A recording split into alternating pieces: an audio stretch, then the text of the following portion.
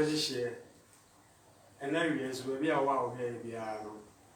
Already assumed the encounter. A new Freedom Church of Jesus and an area so what he and kind. Yet the radius some Abramo. My gun and you are safe and any. Baby, I will be a no I saw at here. Now, often more. Now, if you want like wash it. Now, I send you a comment about. Now, I can kind actually we are seeing now, face so. Oko YouTube is why. Set a Japan TV. I want to now subscribe. Am I? Send a bear as some no. Oh, make me a subscribe enough about phones. No, I share. Now, be answer, baby, answer. At me at a radiation. Radin shall send them ye. What say credit in what I hear? Na okay. Some everyone pay. Now, you're free Medinas. The more pay. Or soro hini eja asafo awurade Jesus die nyina so tumfo kasa preku nyankopon eja wo tumi se wo nipa wo wiase nyina so wo hye so enso wanya ne saa wo sisa na nafo nyame ne yepa yenyi se wo izra nyankopon ne yebeso mo nso de a ampa yemfa wasem nti Joshua kan Joshua 24:15 so no ne fie fo de ombesoma awurade eno bi ene wako Japan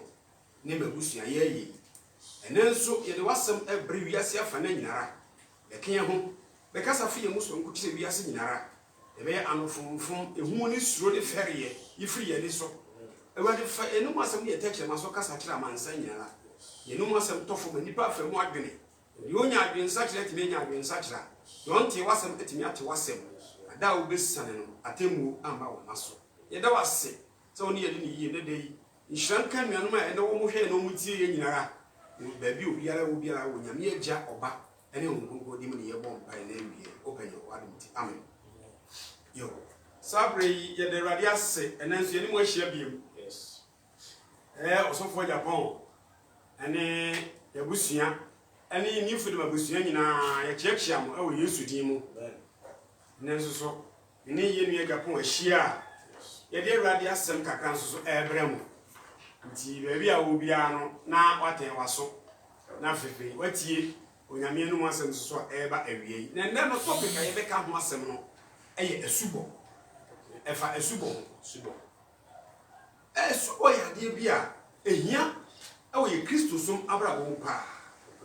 enso wo hwemu a ensole bebremu asu ena ensore na ebo asu no nso no bebre nso no kura na ye fa so bo asu no o ma yira kwan no bia na kwan a opeso ena ebo asu tieni ye behwe asu ankasa the rare baptism ewo Bible mu no Jesus Christ be kire ye no di gya ye no eno ne ye behwe ne nyina ye tie ho kire kakra ama baby a wo som no se nye saa ena masu botie a wahwe watu de ehia no ho ana eye no ho ana mo erade o me ntiase da asubo asori bia wo kwan ofa so bo asu nenso ye hwemu a anka Nyankopon bo asoro ni asase no manwa a Nyankopon de ma yen e wo wiase nyina e Bible ye da hoyi eno ni e wiase nyina manwa sa wo kwa asori wo nkwa asori o Bible e ye wo manwa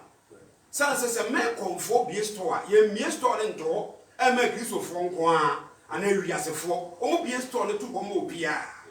ye bi store na akoto ade wo store ni mu a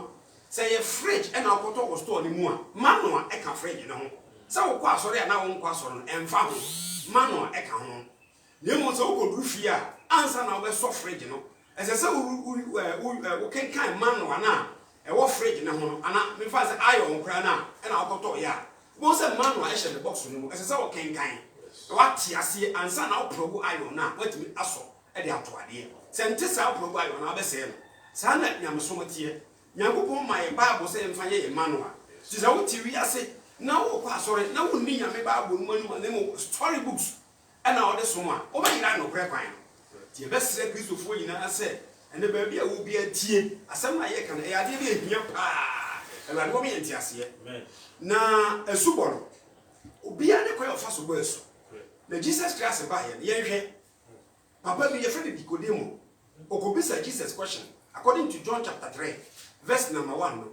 yɛhwɛ asɛmbisa bi sɛ subo ho hia asɛ ho hia cause ene wo hwɛ adifo yɛ ɔmagu so TV so ya bebre kwa sɛ subo ho hia because me ne sofu bi ko hia ɛwɔ FM station bi wɔ ayi ɔde sɛ tema na sɛ ma wɔka ne sɛ subo kwa de ho hia na wo so wo yɛ Kristo ni na wo so fani bɔ asu a wa bɔ asu ama mo asɔre ma ne nyinaa me na me nti that was the first time I met his answer say so asɔre de wo so fani bɔ asu a wa bɔ asu ama congregation ni nyinaa I mean nti bi grada na san cheche we su frɛ hene nti according to John 3:1 yɛ ngade John chapter 3 verse 1 yɛnti awade no masa wɔse Nicodemus ɔho tio ɔse Nicodemus no nipa bi ofiri Farisifo mu ɔse onipa bi ofiri Farisifo mu na ɔwa ne dini Nicodemus onipa bi na ofiri Farisifo mu a me patro ne din Nicodemus ɔyɛ Yudafo pani bi sɛ nipa no ɔyɛ Yudafo pani bi ɔno na ɔba Yesu nkyɛn na do ɔno hallelujah amen just say ɔyɛ Pharisee ni nti no ɔmpɛsɛ nipa bɛhu sɛ ɔba Yesu nkyɛn to wiawia ne ho ba Yesu nkyɛn anadwo ɛna ɔbɛse no sɛ ɔba no bi sɛ Yesu Kristo question sɛ Rabbi yenim sɛ ofiri Nyankopɔn nkyɛn na aba sɛ ɔkyerɛkyerɛfo yɛtena sia tie wɔ nkyerɛkyerɛ na hu sɛ wofiri Nyankopɔn nkyɛn na aba sɛ ɔkyerɛkyerɛfo obi ntumi nyɛ nsɛnkyɛnne a woyɛ yɛ miracles a woyɛ na obi ntumi nyɛ bi gye sɛ Nyankopɔn ka no ho hallelujah amen so nti yɛ wɔ nsɛnkyerɛnne bi wɔ hɔ no mo a woyɛ asɛ Nyankopɔn nka ho a wontumi nyɛ saa nsɛnkyerɛnne no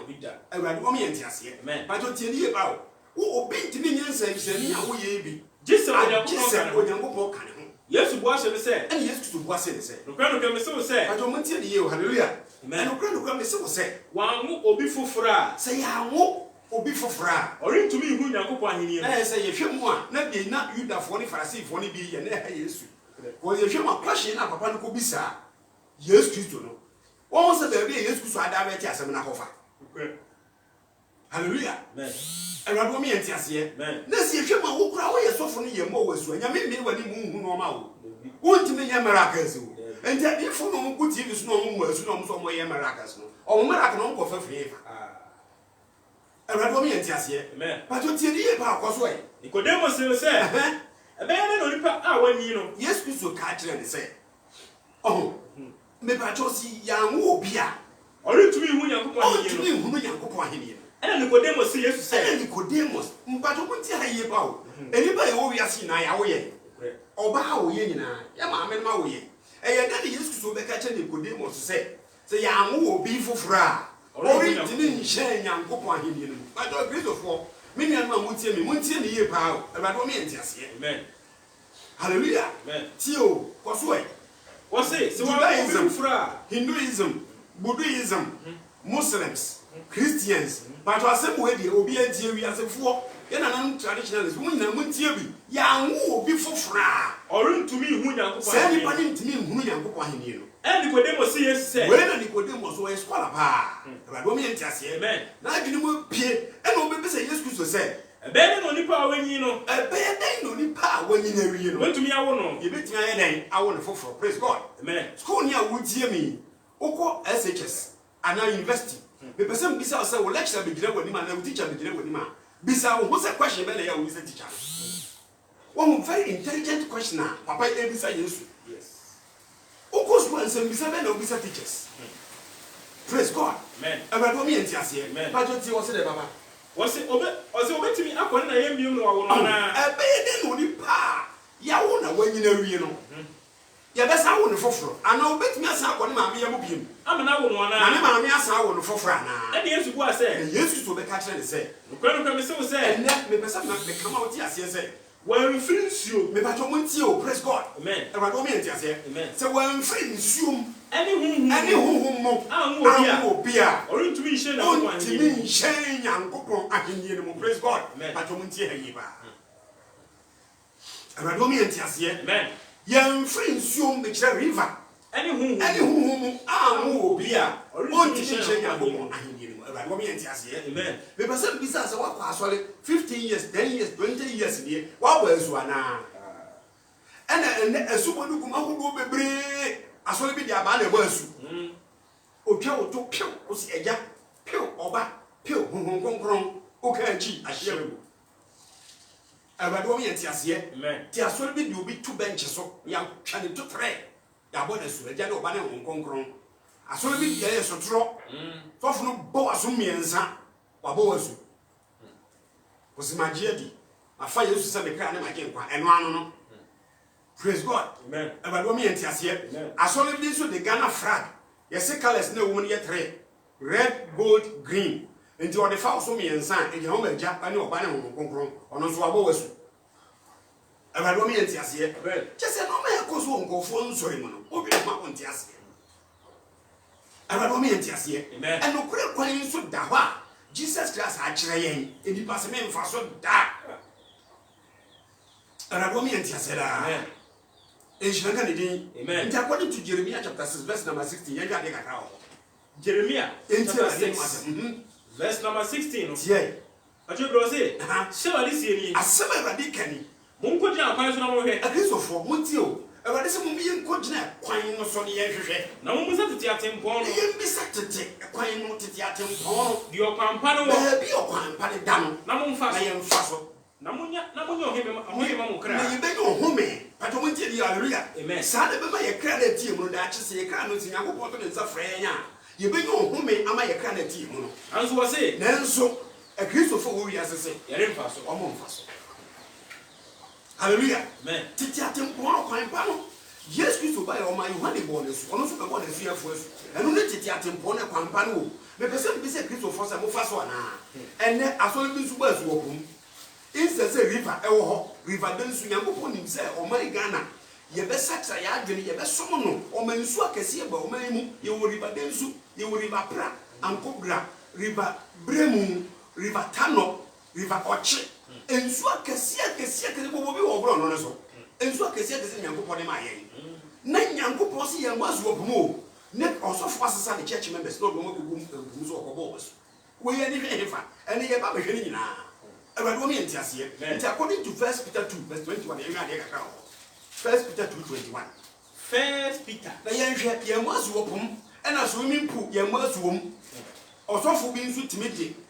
ayi tank kɛseɛ si asɔre dɛm ne yɛakɔ nsu agu mu enti obi bɔbɔ so yɛ tam ne hyɛ tank ne mu ne yɛma ne so pie pɛ wabɔ asu o sɔfo ho saa kyerɛkyerɛ wo kɔsua wɔ hefa wɔn na kyerɛ wo saa kyerɛkyerɛ Bible bɛ mu na wosua saa deɛ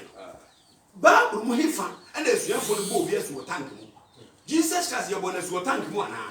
Yesu kɔsesa na asuafoɔ no firi mepatwɔ Galilea mpoa no ɔkɔbɔ wɔ asu wɔ mpo no mu anaa yɛbɛhwɛ baabi Yesu Kristo kɔbɔ na asuafoɔ no asu yɛhwɛ adeɛ 1 Peter 2:21 ɔsi Yesu hwɛ so ɔsi hwan hwɛ so Yesu hwɛ so Yesu Kristo hwɛ so na yɛn no obo din frɛ mu wei ɛna wɔbɔ odin frɛ mu ɛsɛ Kristo nso mu ama ne ɛma mu gyaa mo hwɛ so na kyerɛ sɛ yɛhwɛ mu ano korɛ no ɛna wɔbɔ odin yɛ dɛ ɛfrɛ yɛn sɛ Kristo Yesu Kristo ɛbɛɛ wiase behu na ma ne ma yɛn ɛgya yɛn hwɛ so sɛ yɛn ni nanam wɔkyi ɔno na wanyɛ bɔne hallelujah amen praise God amen ate nti hwan anam wɔkyi na Kristofo yɛ die Yesu hwan anam wɔkyi na yɛ die Yesu nti Yesu Kristo de da bɛn na kɔ asɔre ɔde homeda memenda ɛna yɛnhwɛ kwan ɔfa so ɔbɔ asu according to Matthew chapter 3 verse number 13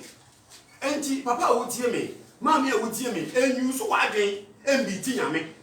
men Nyankopɔn se wo se me fi sɛ nyame si yɛnyɛ ne se sɔfo se me fi sɛ yɛyɛ ne se yɛbɛboa ewiase ekɔ na nim ti yɛnyɛ ne normal ntientiam ne yɛnyɛ simple Nyankopɔn ne mu nya nsanti no na wɔn pɛ sɛ normal bɛyɛ simple ne yɛnyɛ normal nyina yie nti no ensu a obobu wiase wi ahwe asubonti wo nyina wɔ hɔ sɛ yɛyɛ de asubonti nyinaa wimpo a o ne yɛn fa kwan foforo bi so ba nyame nyansa mu no onim sɛ nsubonti ne da hɔ sɛ yɛn nom kɛkɛ ne mo ne yɛde bɛyɛ biribi ama nipa kra ɛtie mu enti Nyankopɔn ma nsuo bi ane nsuo asubonti egu Ghana nyina ebi ada hɔ Awurade wo yɛnti aseɛ enhyira ka ne din ɛyɛ den na wo Nyankopɔn sɛ wo so me feel sɛ yɛyɛ ne sɛ misusu sɛ I think and I thought ɛno na nipa de so nyame o Awurade wo yɛnti aseɛ yɛntwe Jesus Christ deɛ no Matthew 3:13 ɔsi Yesu asubɔ Yesu Kristo asubɔ yɛhwɛ ɛne Yesu firi Galilea ba Yordan ho Yohane nkyɛn Yesu Kristo efiri Galilea ɛba Yordan ho Yohane nkyɛn sɛ ɔmɔ ne su praise God amen tie ne yie o yɛmmɔ ne deɛ asu nti ɛwɔ ne deɛ ɛhyɛ nsuo wankasɛ yɛmmɔ ne po anaa yɛmmɔ ne swimming pool anaa yɛmmɔ ne abaa ana yɛ mmɔ no so tro o de Nyankopɔn aka no mo yɛ ni so na yɛ ho bɛtɔ yɛn awurade mo yɛ ntiase o de ti wo se dɛ ɔsono no de osiri kwan sɛ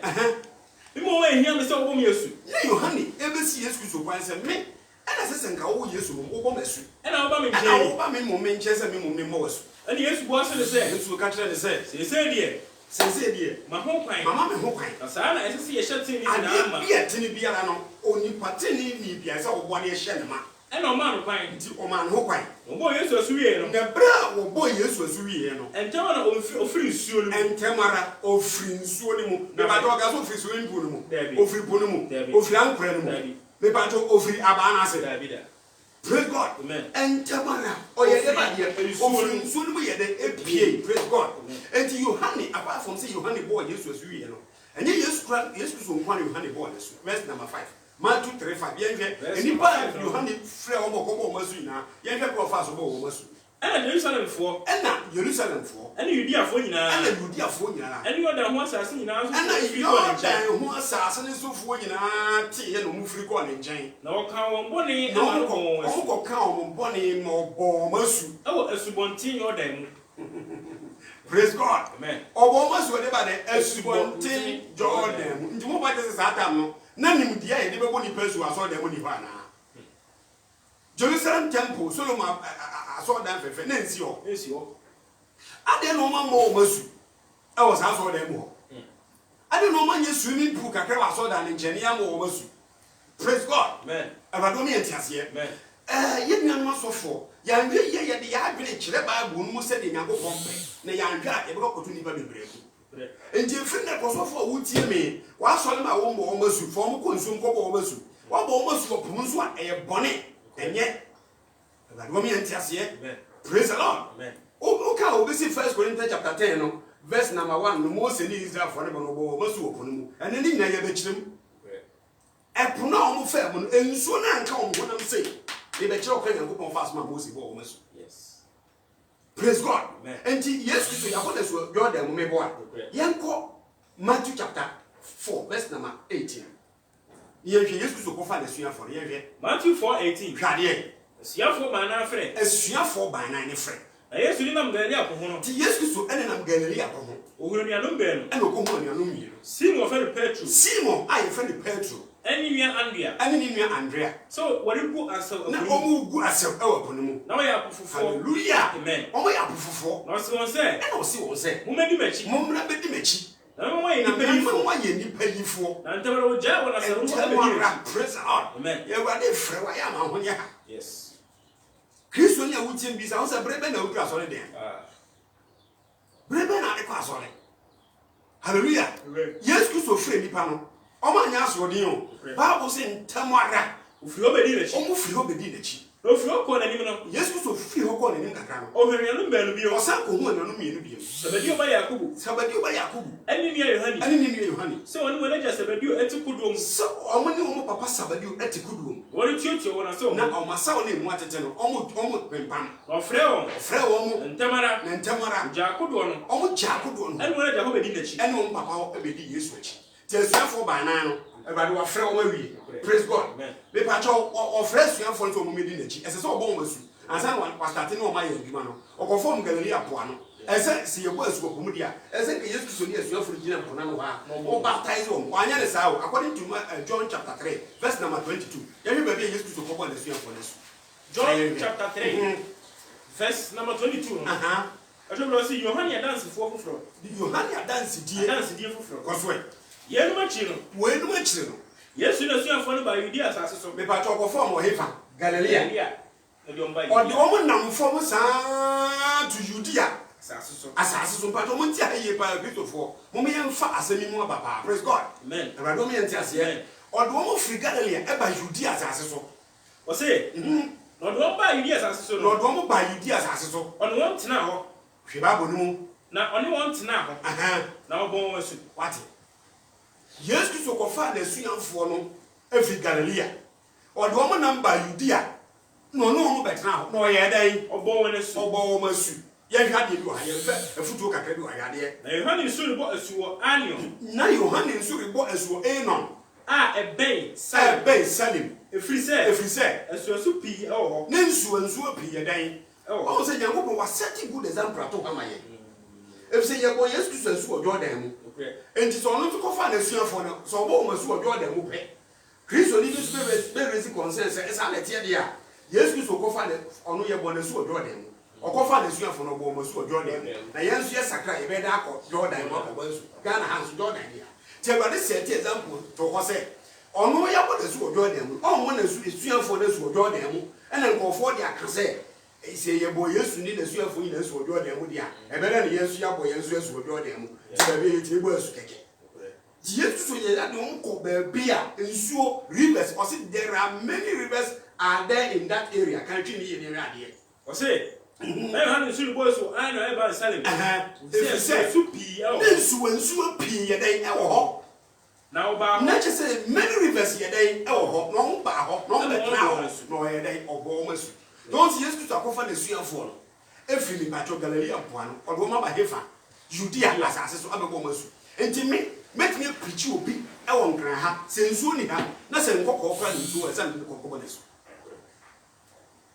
praise God sɔfo wotie mi Kristo ni awote aso dem na woyɛ ne wa wopɛ wotie mi yabɔ wɔ so anaa adiifo na wodi wɔn akyi na mmerɛ akra wɔn keka wɔn ti kɔhwehwɛ fam no mepɛsɛ bisa sɛ sɔfo na odiifo na nkasa wɔbɔ asu anaa asɔfo na wodi wɔn akyi na wɔn si asu bɔ ho hia na nipa wo sakra wadwene bi yɛ no ano no mebato Yesu Kristo asuafo nipa bi di n'akyi na ɔbɔ wɔn asu nipa Peter no mfa wɔn na wɔn bɔ wɔn asu hallelujah na wɔn so ɔbɔ asu ana wote aso dem kɛkɛ ɛnam sɛ wɔn mu asu nti wotumi di bɔne bi a wɔpɛ because yɛn mo ohu bi a ɛwade wɔn yɛn ti aseɛ hallelujah nhyira nka ne deɛ tie ne yie papapapapapa ɔho nti Yesu Kristo akɔfa n'asuafoɔ no wabɛyɛ dɛn wabɔbɔ wɔn asu ɛwɔ baabi a asubɔnten ne bebree yɛ deɛ ba adeɛ ɛwɔ nhyira nka ne deɛ nhyira nka ne deɛ nti saa abere yɛhwɛ adeɛ according to Acts chapter 8 verse 36 Acts 8 verse number 36 hwadeɛ Philip ɛbɔ n'asu Philip ɛbɔ n'asu wɔsi na wɔnam kwan so ekuro no hallelujah amen ɛwurade wɔn yɛn ti aseɛ amen nhyira nka ne deɛ amen ɔmo nam kwan so ɔmo kɔ no ogoduru asuo bi so mepakyɛw papa wei na ɔyɛ Ethiopia Hima Kandaki ne treasure fafiri 26 ne bra ɔmo nti aseɛ ɔmo ɛne Acts 8:26 no ɔsi Philip ni Ethiopia ni nyamefrɛ ni no ɔmo Philip ni Ethiopia ni nyamefrɛ ni yɛn kɔɛ ɔsi na ɛwɛde bɔfo ɛkasa ɛkyerɛ Philip sɛ ɛwurade bɔfo kasa kyerɛ Philip sɛ sɔre kɔ anafo fam kwan Philip wei nso na ɔka Yohane asuafoɔ ho ba obedi Yesu akyi hallelujah amen ba tɔ hwadeɛ ɔsi sɔre kɔ anafo fam kwan esani firi Jerusalem ɛkɔ Gaza no so ɛyɛ ɛsrɛ so kwan ɛyɛ srɛ so kwan ɔsɔre kɔɛ na ɔsɔre kɔɛ na hwɛ na hwɛ Ethiopia ni bɛni baabi a ɔyɛ Ethiopiafoɔ Hima Kandaki pia ni tumfoɔ ɔho Ethiopia ni barima bi ɔyɛ Ethiopiafoɔ Hima Kandaki pia ni tumfoɔ a ɔhwɛ ne sika nyinaa ɔsan hwɛ ɔyɛ ne treasure ɔhwɛ ne sika so wɔba Jerusalem ɔbɛsɔre maame papa na ba Jerusalem abɛyɛ asɔre na ɔresane akoro hallelujah amen nhyira nka ne din amen wate aseɛ Ethiopia saa bɛ na Ethiopia wɔ hɔ but ɔbɛsom nyame no ɔkɔ Ethiopia kyɛ sɛ na yɛ Sabbath ɔkɔ Ethiopia kɔsɔre nyame na wɔsan ba ɛna ɔkɔhyia Philip wɔse na ɔresɛ na a wakɔsɔre nyame wɔ ɔsan akoro na ɔte ne nti aseɛ na mu ɛrekenkan odiyifoɔ Isaiah nwoma hallelujah amen saa bɛ na odiyifoɔ Isaiah nwoma nso ne yɛ bobɔ enti ɔte ne nti aseɛ na mu na ɔkenkan odiyifoɔ Isaiah nwoma na honhom ne ka kyerɛ Philip sɛ na honhom kronkron ka kyerɛ Philip sɛ twipɔ te aseɛ na menkɔ kɔ te aseɛ nam no na Philip de mirika ɛkɔ ne na nkyɛn Philip de mirika kɔɛ na ɔte sɛ ɔrekenkan odiyifoɔ Isaiah nwoma no ɔte sɛ ɔkenkan odiyifoɔ Isaiah nwoma no ɔka sɛ ɔka kyerɛ ne sɛ wote deɛ wokenkan ase anaa wote deɛ wokenkan ase praise God amen tie mfa ne sɛ me sɔfoɔ Japan na megyina kwan ho na meka nyamesɛm anɔpa na ebi asamoagyan ne private car bi twam na ɔkan graphic na ma bisa asamoagyan sɛ asamoagyan graphic ya wokenkan wote ase anaa papa kan ma twoma yɛ moma so ɔkɔ aso hwɛ awurade wɔn yɛ nte aseɛ amen wote deɛ wokenkan ase a na osi obi sikani o kɔ so ɛ ɔsɛ wote deɛ wokenkan ase anaa ɛna ɔse ɛna ɔse ɛbɛyɛ dɛ na matumi ɛbɛyɛ dɛ ne bɛtumi ate aseɛ gye sɛ obi kyerɛ me gye sɛ obi yɛ dɛn ɛkyerɛ me nti ewiase obi nim a obi yɛ dɛn obi kyerɛ nti sɛ wonni biribi na obi kyerɛ wa ebia na wo asua deɛ baaba to nduru hɔ ebi so na baabi a wasua de do no wafa baabi a wo fire one fan de obi nim no enti so obi kira wate ase. Yes. Praise God. Amen. Enka se ye nyini enka se ye yanko school amra chire ya so da mu nyefe ye ni sika ye ka ye ntimo nye ka papa enti ye tu fa wo mfa enye ka de ko heaven eba do me enti ase. Yesu ho ye moboda asem na free Nyankopon num na e ba na tumi wo enti na Yesu Kristo ba Pharisee fo no bebre anim di fo bebre yira ye no ko ma nya bote enti akola na asem. Hallelujah. Enso no ne mo asem na nkwaje ye dan ewom ma me papa wotie me na awie se nka obeyi aso wa chen waso na nka wo de asem a ye ka che one na kwa adwinwi ma nka bo se nya kwase asem na ye ka no e ya asem a hu hia pa e be bo wo kra nkwaje. Praise God. Abado me enti ase pa jo tie wo se dey wo se na wo se Philip say o mfurment na nchen ana afei o sikani no wo brain ho ase ana o se me enti ase age to obi kire me ana o man kasa gina ye ana o frɛ Philip say bra bet na me nche o ka no na kire kire enso atwani wo se na wori kenkan ni enso nsama ya o kenkan wa atwani mo ni wo de ne ko se odwanti a wori kokko wo de ne ko se odwanti a wo kokko no na se adwama to ne yifo na se odwama to ne yifo anim amum ni se enso wa mie na no ankasa ene no na ho brase mu senchia bu Yesu Kristo ntanchia na busua enso hwan na obetimi a busua hwan na betimi a kire ebise wo yi ni nkwa afiri asase so se nipa abro ekunu no gini nkwa afiri asase so kuani no ebisa Philip say ene sikani ni bebisa Nyankopon nipa Philip say mesrew wan wasem na odifo eke wan ho asem ana odifo azaya eke ono ono ho asem ana obi ho asem na Philip ebue na no ene Philip start say o preach poskani no no feature asem no so e kan Yesu ho asem pa e kan Yesu so ho asem pa ye dan e kire oh nti mfa wo se wo sika bra wo was ni yentufo why ye kenya mi asem a kire wa tie Abado mi enti ase e hyiranka ne din why to da bia bra fom hyiranka Abade on say Nicodemus or they say Saki ohu Yesu no no nim so okosoro no be hu Yesu yie but Jesus just catch into sifo susu kosoro o kosoro bebre na o tranya mesem na o tra no kore no e se o perform. Praise God. Abado mi enti ase he enipa kra na se wo be huri na wa kosoro bebre age se o koto anza wa huri se o koto na huri a wotimi kosoro bebre ba se o gina ho na huri a on kosoro bebre nti na ese bra form no o ba form na o be friase na wo sua nkakra de ko ani ma we hunu de wa hun de wo sofu de gu mu no wa pu gu mu no e ma no mpiri wa ko ma na waso na mum de yen kola ye kan pa to fa mu aba na tie no fa kwa bebre e ba boa e ba do mi enti ase ti na quotation da ho no won so Bible ni bi da wo den hallelujah ken kai Bible ni bi sua nkyerɛkse ne yie nya da je nso nya me no masem na o kra no nso ndi di men e ba do mi enti ase ba jo hwade wo se de was a Philip abodasu verse 36 na so na wana kwa so ko ti bra osgani ni Philip na kwa so mo ko okoduru asuo bi so ana mo ko du de ba de asuo bi so ye ka se nsuo bi so a na se nsuo de da ho river ana ye bridge atoso safo papa mami odofo odifo ba nipa na wasese mo ko gwa so de mo se odu mo ko heaven wo bo awo me pa jo nipa na su bokro mo nya bi o be de do ma ko nya me anim efse Yesu Kristo ka che Nicodemus ye mfiri nsuo ne honhom a wo obi a on hye Nyankopon ahenie ne mu o members dey gwa so dem na o mo asu be da akọ enti o mo nam na o mo ko no bu nsuo be so na opiane ne ka se ana opiane ne ka se hwe nsuo ni e de na esimi esubo ho kwan what onu skani no no be ka che Nyankopon nipa Philip se hwe nsuo ana da kai e de ba de esimi esubo ho kwan ana Philip say e na di fo ya ba bia nko ka che nsenya botre ye kwa so da nko bo asu ho ko di fo bia ko ba ka che nto wo swimming pool e wona so da mo to de ne ko se ye di fo ya ba bia ko ba ka che nsi ye dura so da ma be Ghana flag be bo asu ten ha ho and then di fo bia ba kura ko ka se su bo kura de hu hia de hia se wasaka wa hallelujah Abado mi enti ase ti wo se dey ana Philip say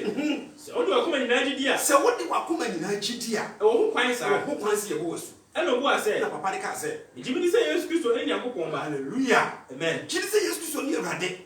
na o shema ti ase na me no gina ka sa bo break no shema ne ti ase na me gina na won be le sani konsuo no nipa mienu sani konsuo ni mu Philip no piani no o so afa na nkɔ ni mu Dabi amfa na nkɔ swimming pool ni mu Dabi da amfa na nkɔ container ni mu amfa na nkɔ ankora mu nsuo ni mu na mu ɔde ne konsuo ni mu kwai na obɔ na su na ɔyɛ dan ɔbɔ na su na jɛ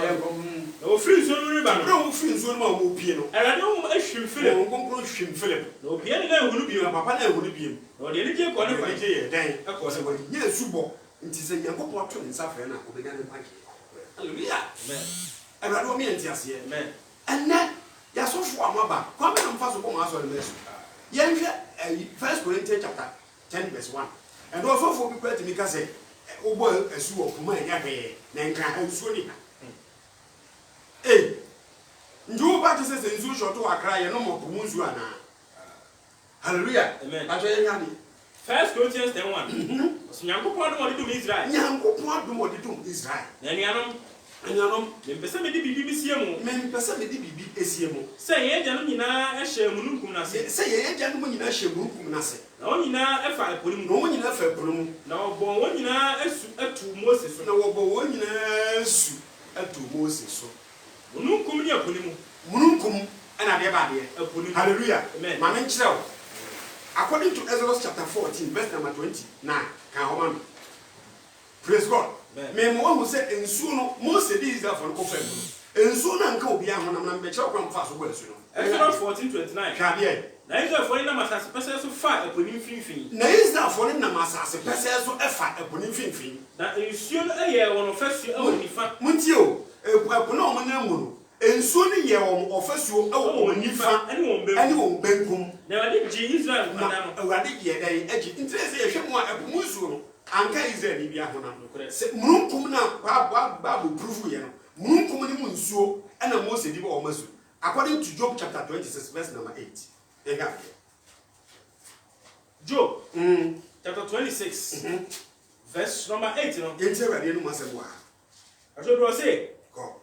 ɔkyekyɛ nsuo ɛhyɛ mununkum mu hallelujah amen brɛ na Israel for nam ɛpo no mu no awurade kyekyere nsuo ɛhyɛ yɛka mununkum yɛ crowd ɛhɔ na nsuo tɔ efiri wie mu ba no de bia yɛ nsuo wɔ asase so no efiri mununkum na ɛba Nyankopɔn kyekyere nsuo hyɛ mununkum mu na mununkum no ɛmpae ɛwɔ aseɛ dabi na mununkum no mpae wɔ aseɛ dabi na mununkum no pae wɔ aseɛ kan nsaw no hallelujah amen nhyaka de din amen kɔsoɛ ɔsɛ na mununkum no pae wɔ aseɛ so praise God amen awurade mi yɛnti aseɛ amen awurade kyekyere nsuo wo sɛ 1 Corinthians 10 ne kyerɛ sɛ awurade di ɔman ne kɔfa ɛpo no mu na ɔbɔ wɔn asu tu Mose so mununkum ne ɛpo no mu enti na Bible no bɛ ɛrefɛ yɛ sɛ Nyankopɔn saa da no ɔkyekyere nsuo hyɛ mununkum no mu na ɔma mununkum no pae wɔ aseɛ na emu nsuo na ɛbaeɛ no na Mose di bɔɔ ɔman no asu hallelujah amen awurade wɔn yɛnti aseɛ enti yɛka se yɛn mbɔ asu ɔpo mu a ɛsɛ ɔte aseɛ yɛbɔ nipa asu Mika 7:19 yɛtɔ yɛbɔ nipa asu a yɛbɔ n'asu wɔ nsuo ɛkyene mu na nipa no ne bɔne no akɔgu ɛpo no mu enti obi a yɛbɛbɔ asu ɔpo mu yɛasesa nkɔɔfoɔ bɔne aso according to Mika 7 verse number 19 yɛhwɛ adeɛ wɔ Mika 7:19 nkɔ so ɛ ɔsɛ yɛn ho na ɔbɛsane ama ne yam yɛn ho ɛna ɔbɛsane ama ne yam ahyehye no ama yɛn awurade yɛm bɛhyehye no ama bɔne yɛ nipa di no na ne bɛrima tumi fa bɛrima to ɔbaa tini ni ɔbaa da bɔne yɛ kɔ so no obi yɛ ntumi nka awurade wɔn yɛ nti aseɛ amen hallelujah amen enti Nyankopɔn yɛn ho ɛna ɔbɛsane ama ne yam ahyehye no ama yɛn ɔbɛpa yɛn mumuyɔ na awurade Nyankopɔn bɛpepa yɛn mumuyɔ ɔbɛtu wɔn bɔne nyinaa agu apubunu na mu ɔbɛto nipa bɔne nyinaa gugu yɛn fa apubunu nti mu yɛbɔ wɔ asubɔntene mu deɛ a hallelujah amen yɛbɔ wɔ ɔwɔ subɔntene mu a asubɔntene mu a bɔne kɔgu pu mu ɔbɔne no yɛbɛto ɔbɔne no nyinaa gugu yɛn fa ɛpo mu bàtò mo ti ha ni yie o na wọ́n sọ yà bọ̀ wọ̀ sọ wọ̀ pọ̀ mu nso wọ́n sọ wọ́n ní kọ̀ yẹn fa wọ́n di ẹni wọ́n mu ni ẹsẹ̀ nkọ̀ọ̀fọ̀ di ayẹ dẹ̀ ẹna mi mu ati ẹsẹ̀ sẹ ewiase nsuo nyinaa nso kọ̀ pọ̀ mu ekirisi asese 1:7 aso bebree asubɔnten na ase kɔ pɔ asubɔnten a wɔ wiase nyinaa yɛ bɔ obi esu asubɔnten biara mu a asubɔnten ne bɔne ne nyinaa bɛsene kɔ pɔ mu ayi nanso ɛpono ɛnyɛ ma da praise God amen ɛbɛdɔ mi yɛn ti aseɛ nti wɔn sɛ asubɔnten nyinaa kɔ pɔ mu ti yɛ bɔ obi esu a ne nkyɛn nyame nim die mu no ɛsɛ sɛ yɛ bɔ obi esu wɔ nsuo etinimu ne se ye bo wasu nsuo na etinimu no na wo body na besene akogu pune mu. Praise God. Adwene na no na si yakwa akobo wasu pune mu dia si asesa ngofo body na akom na so awurade me entiase ana epu enye nsuo aye no according to James 3 verse 12 tu ntimi mo bi eso nsofo enti me pa cho se wonim se wo ye osofo ana difo a mo bia nsole no hallelujah amen na wonim se wo de wasole ba bia kosumi ntu ana se wo de asole ba bia kokuma kokko le so e wrong ene osofo kwetimi de ankora bisi wo de yakonsu egu na asole ma mema me yelu gina ho ye tam wo wuram pie ba yabo wasu na Yesu Kristo ba no se kofi yabo wasu wo se an yabo wasu wa hefa wo so yabo maso wo ripade nsu kaso wa weja yenko ebeduro nsuo na rekora na nsu kan wo se awurade ha de yabo maso se no kra nsu we de me anam boy yankopo bisa wo nsu se yabo wasu se an yabo wasu wa yesu yabo maso asore de mo hefa wo se ya de ankora besi ho ene ye se nsu gum de di mi nu nyame se okay oboni nya wadi nyina me de achew kwa kire me ankora no ankora de be ko na atete mo bi amo no yes scraps yakoto ma Nigeria fo o de de be kire yankopo enti pastors no omo ya kwadwe wo nyame adwuma ho praise God amen awurade me entiase na nse ye ko takrade ekobo asu na ribaren Abraham bunsu kese bi na da ho oh se me ka say come on na ngofo e mo ba ko asu oba ya opia oto ano ho ano wasan apia no ba sen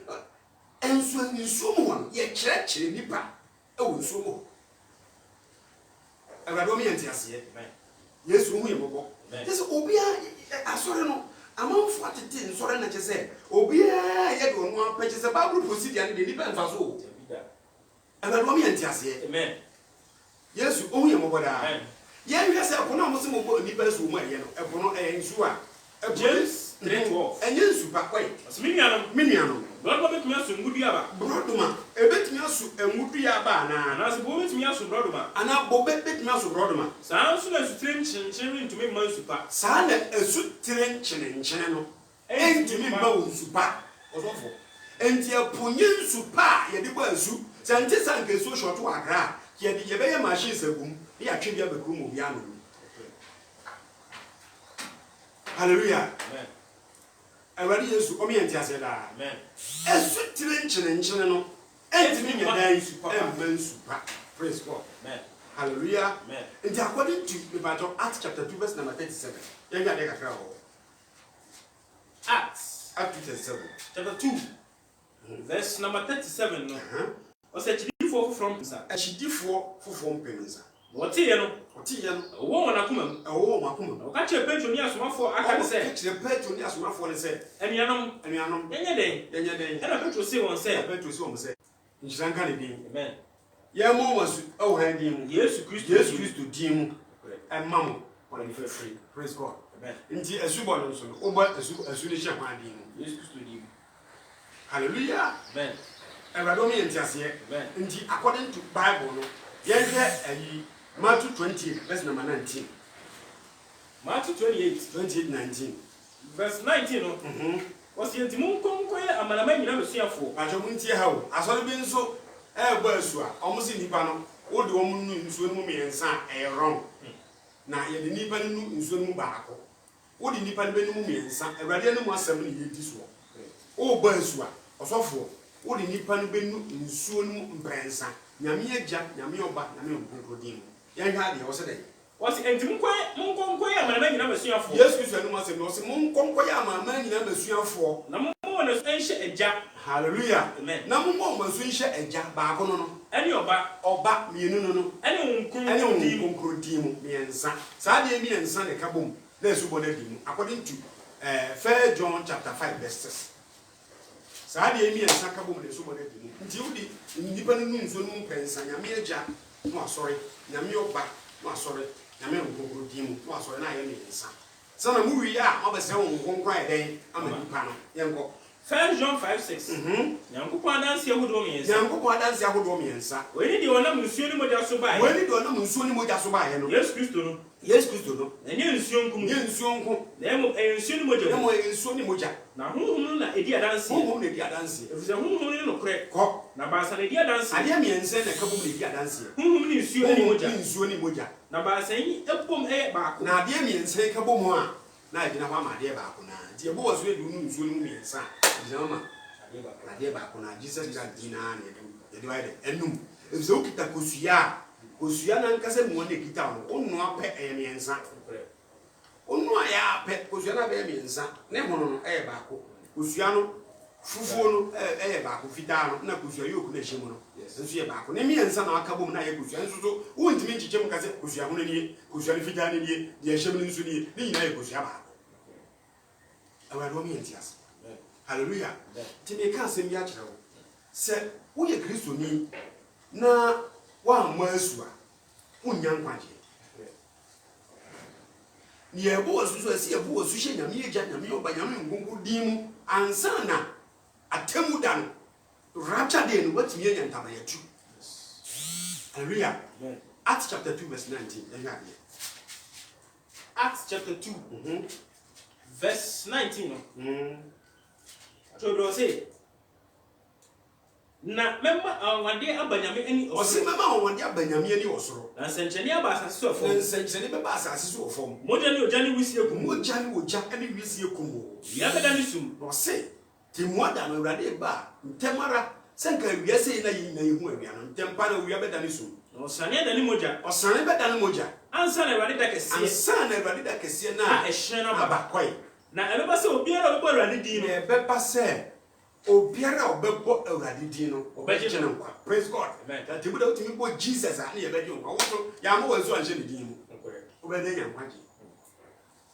Hallelujah. Amen. Akwa bi ma bi a mre bi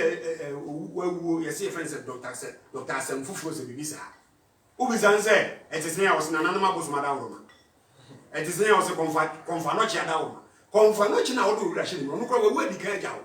Akwa di konfa no chi nananum abosoma da woroma sa team okọ atwa nananum abosoma. Enti wo ti Ghana ha ati wiase na wo mpe Yesu di ati mpe Yesu di aga. Ene wo de wo su nipa wo ti asase su le na mini di obo wo. Ebade wo mi enti ase. Enti according to me ba Bible no ye hwe Romans chapter 10 verse 9. Romans chapter 10. Mami a wotie me papa wotie me. Sa bre me di masem wo ba wiye. Ti me ba cho. Hefa na wonya wo nkyerɛkyerɛ. Soro na wo no asubo ben na wanya. De na kyesi yabo wasu. Ebade wo mi enti ase. Amen. Nhyira ne dien. Ba cho hwehwɛ mba kosoma me papa. Romans 10:9 no. Osana sa wo do ano pɛ mu ka se. Sa wo de wo no pɛ mu ka se. Yesu ni awade. Yesu Kristo ni awade. Na wo do akoma didi se. Na wo de wakoma gidi se. Onyankopon anya ne afre wufu. Onyankopon anya ne afre wufu mu a. Obeje wo. Obeje wo. Osana akoma na wodi gidi. Akoma na wodi gidi. Ekotini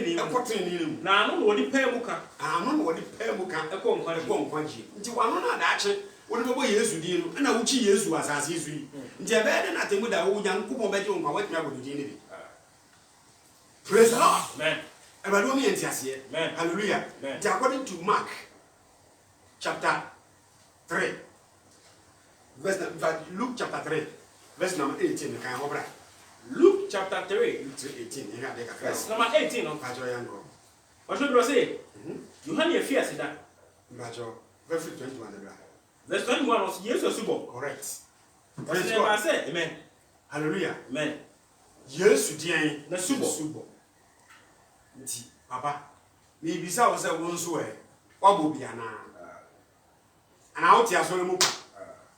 na asole wo mu asu ya wo ti mu kwa bibi e mo hu o ene se wo be fa ma no kwa wo be twa lo tonso kwa be bo kro no kwa wo be hye kwa ba no njo to kwa ba wi apete hye kwa bibi ya wo be fa no kwa ba manfo wo be sa akoje mu nso kwa abofo nso abo kwa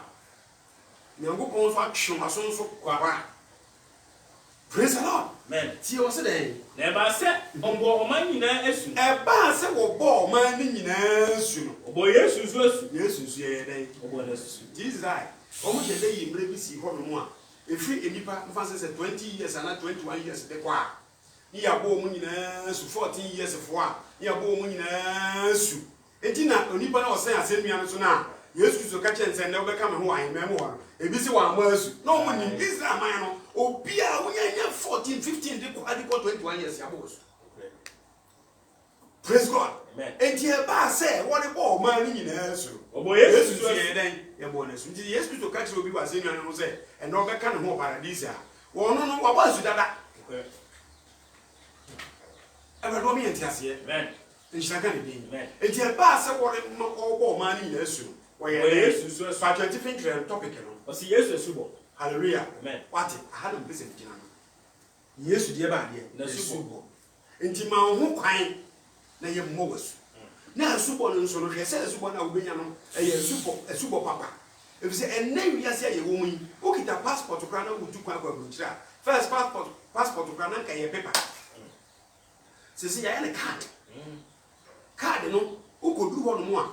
no mo dia hye computer mu se wo subo krata no or say o passport no eye papa enye fake ana asasi supra wutu kwan ko obi krom no obroni krom no wo free Ghana ko Germany fo behwe e wo Ghana Ghana airport ha say passport na ukita na wodi bo krom no enye illegal eye papa wo anwia ye ntu anhwemu afa ama ana se wo ye niye na ade ba ho ye behe nti Nyankopon de wo ba ne nchen wo na on hwe passport nti wo have a passport any wasubo no papa na ebadu mi entiasi amen enti odofo a wotie me ena me di wo si ha yes na mi si ha nso chia wo ki yes na nhira no won so se ne wa ya aso na watie me hallelujah amen na wa fa asem na ye kan mu aba fa kwa adwenbi mu yie quotations ni ye de agu hon kokan fa mu afutu to hu anamon hwehwe subo papa wasola wo kose ya mo wasu papa hwehwe New Freedom Church of Jesus ye won kran poku ase ha ya bra ne yemfa nko no nsuom Yankopon ya adom a 4th April ya ye ko asubo na bra ne yemfa nka o mai ko mko ne ko bo asu papa asubo awurade betimi ne nsa kan wo asubo awurade Yesu so to ne nsa fro na sa temu da sia ubenya ntaba ya tu asubo a se awurade sane a wonso ubetimi rapture betimi afa wo say asubo ne bi ne de be ma wo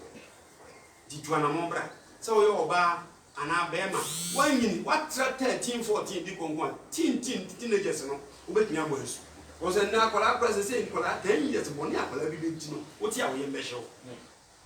nti wo be se obo asu a me number ni 0244 97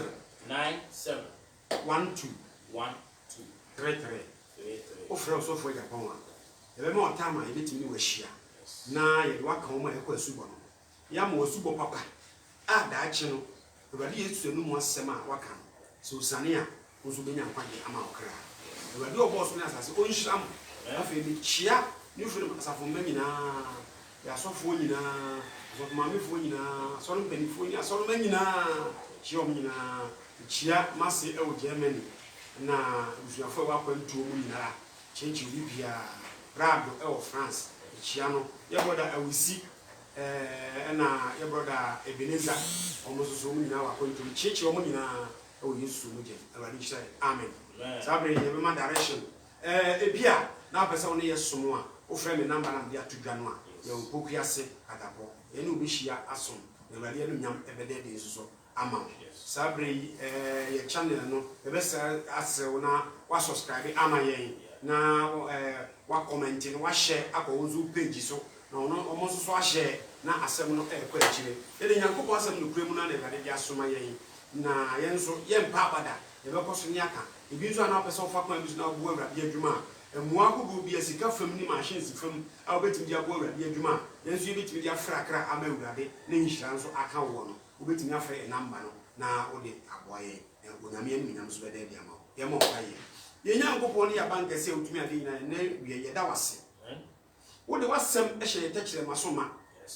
wo awurade wo kan Isaiah 58 no wo si entie mo dendenden na me ye ndodo ho na ye ma ye ne so set turbento ne ye kan wo ma bone na Israel fi bone nhye wo ewum so ohwe wo de bia enso wo hu nti wonam ye num asem so na be ma nipa hu ndokre no ti ye num asem de atodwa yi nipa bebre kwa soro mo asu ebi so agba esu a wo man fa kwan pa so na agba esu to fa yenu masani so ne nipa hu no kre kwan no na wo mba su kwan pa so se beye na da achi usane a nipa bere enye kwa bomba ese hira asem ya aba esu ne kwa kire ne nipa nyina nti enka na nhye Kristo din wo na nyam onyame agya nyame oba nyame nkokodi ne ye bomba na wie oba no aditi amen.